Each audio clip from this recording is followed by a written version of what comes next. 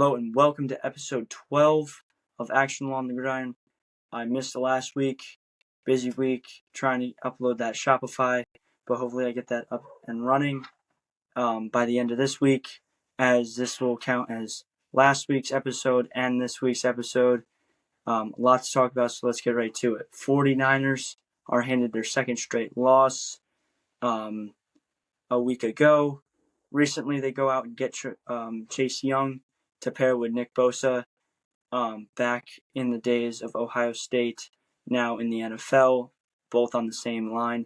It'll be very interesting to see if the 49ers make a run at the Super Bowl with this new and reformed defense.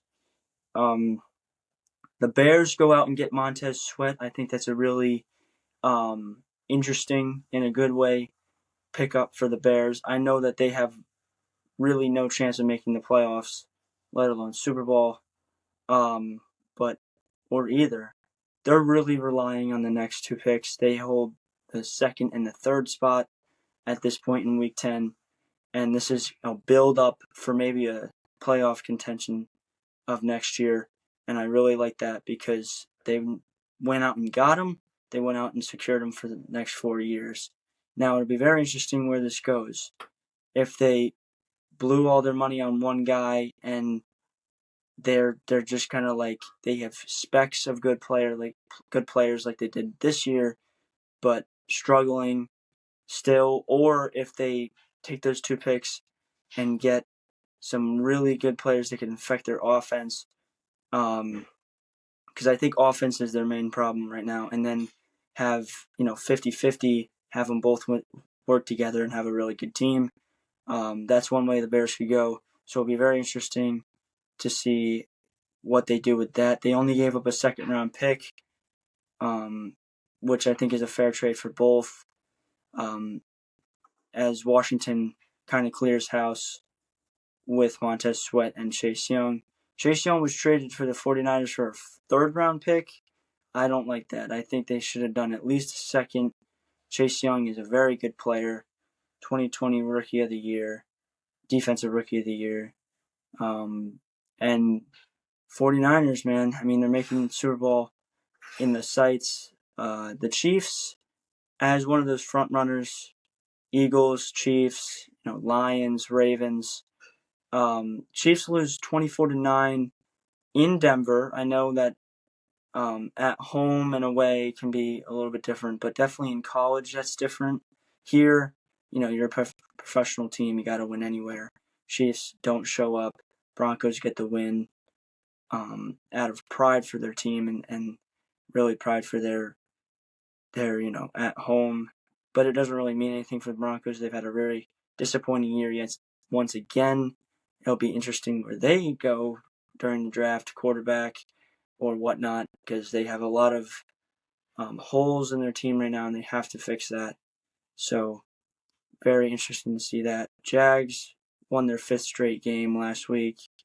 They continue to do good, as they're one of those teams that are right there, like the Saints or the Bengals. So, right near 500, big chance to make the playoffs. But after this week, what will those teams do? Will they fall back, hope to get maybe top 15 pick, or will they make a run at it, try to make the playoffs, try to make it deep in the playoffs? So, it's really interesting to see where those teams go, and it'll be really fun to watch. The Raiders, under new management, get a huge win over the Giants, 30-6.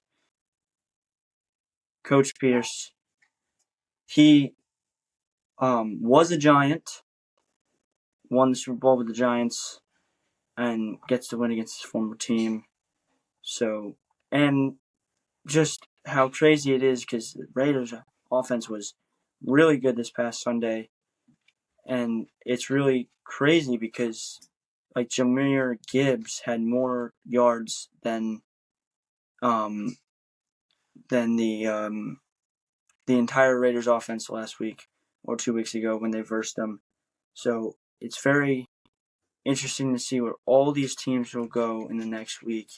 Atlanta started off like they were going to do great, and then they kind of They're back and forth now. We don't really know, so it'll be very interesting because this is the week. This is where teams are either out or they're in making a push for the playoffs or dropping back for a draft pick and a good draft pick and rebuilding for next year. So I think it'll be very interesting to see where all these teams go. And in the playoffs, in college playoffs, Penn State versus Michigan this week, huge game. Info right there. Ohio State versus Michigan State. I think that's going to be a blowout. As you see, Ohio State is plus or minus 30.5, which means they're supposed to win by at least 30 points. And it's all about it's personal type of thing. Going back to Colorado, who's had a very disappointing year, but they're going to be great next year. Coach Sanders says, at least. We'll see what happens. But right now, for Michigan State, you see that you're supposed to lose by at least 30 points. That should put a fire in your heart, in your gut, to win against Ohio State, in Ohio State, and ruin their chances of being the number one seed, because right now they are the number one seed. So, very interesting to see what happens. I think Ohio State will get the win, but I'm just saying, on an MSU standpoint, you got to have a fire in your gut to win in Ohio State. Big Ten matchup when you see that you're supposed to lose by 30 on national television. Primetime game, 7:30. So, it's really interesting, and I know that some of this doesn't make sense, or I kind of lose the train of thought. But I was right about the Jaguars. I said episodes before that they were going to be an underdog leading into the season. Them and the Seahawks. The Seahawks are winning the division currently after the 49ers had a bye week. But I was right about the Jags because nobody saw them winning 5 straight. The Giants I was completely wrong about, as they're 2-7. But I just like to point out, because most of those I was right about, and it will be very interesting to see if they continue to do good. Josh McDaniels was fired. Raiders now on the run, trying to make the playoffs, because they do have a good team, but sometimes you don't see that when they start to play bad. And now 4-5, regroup, new management, new coach at least, and go off and running. You know what I mean? They got rid of their head coach and their general manager. So right now, there's a lot of holes to fill in management, but your team's fine. Who else? You got the players that are going out in the field. Make something out of it, especially without Jimmy G.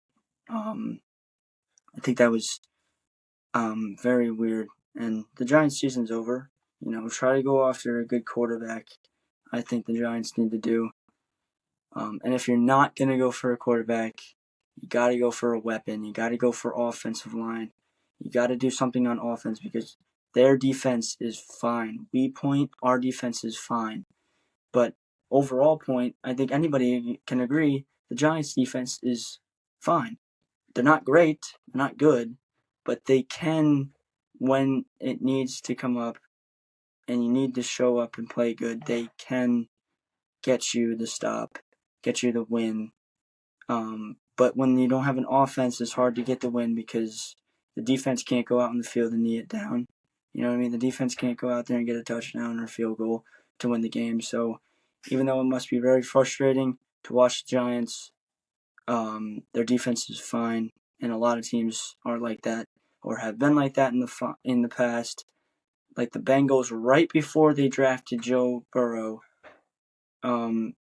their defense was okay, and their offense was the problem. And now look where they are. So I think it'll be very interesting to see what happens with that. So this past week, and the week before that, and this week ahead, I know that's a lot of football, and I did miss last week, but I'm making it up right now, all in this video. Thanks for watching, as always, all the support, and that's all I got for you this week. All the football, new designs coming out hopefully soon. I do take recommendations on that. just, DM, TikTok, Snapchat, whatever you want. Football players, I'll design them, then I'll send them out to the public. And Shopify will be up soon, so support some merch. Like that sweatshirt I usually wear. I'm going with the Bengals one this week because they started off bad and now they're doing good. And I'm not just bandwagon in between. I'm just wearing different things where I try to. But thanks for watching as always. And also, as always,